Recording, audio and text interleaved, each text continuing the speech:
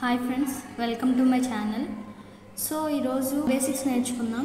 First ఏంటంటే current అంటే ఏంటి, అలానే వోల్టేజ్ అనేది ఏంటి, డెఫినేషన్.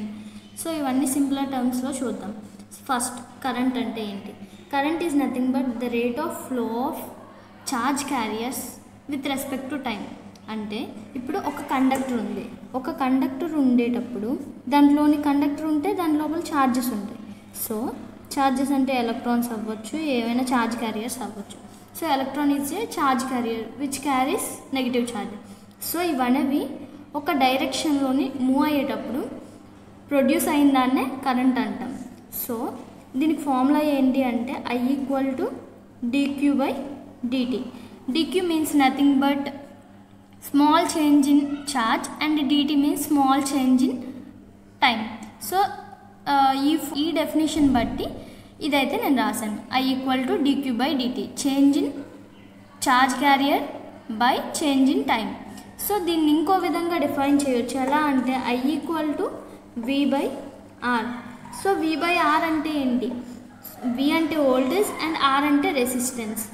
సో ఐని మనం ఇలా కూడా డిఫైన్ చేయొచ్చు. It is the ratio of the voltage to the resistance. అలానే మనము యూనిట్స్ కూడా చెప్పొచ్చు. యూనిట్స్ ఏంటి అంటే యాంపియర్స్. సో యూనిట్స్ యాంపియర్స్, దీన్ని క్యాపిటల్ ఏతోని డెనోట్ చేస్తారు, యాంపియర్స్ అని.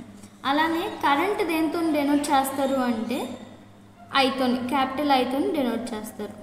Denoted by capital I, current. And next ఏంటి అంటే, సో కరెంట్ అనేది scalar quantity even though it has both magnitude and direction. Current అనేది ఎప్పుడైనా సరే ఆల్జీబ్రిక్ సమ్నే ఫాలో అవుతుంది, ఎప్పుడు వెక్టర్ ఎడిషన్ని ఫాలో అవ్వదు. So that's why it is the scalar quantity. So next voltage అంటే ఏంటో చూద్దాం.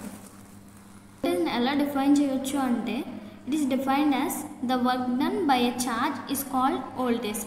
సో ఈ డెఫినేషన్ అనేది అర్థం కాలేదు కదా. సో ఎలా అండర్స్టాండ్ చేసుకోవాలో చూద్దాం. సో ఈ ఎలక్ట్రాన్స్ మూవ్ అవ్వడానికి కొంత ఎనర్జీ కావాలి. ఆ ఎనర్జీ ఎవరు ప్రొడ్యూస్ చేస్తారు అంటే EMF. EMF is nothing but electromotive force. EMF,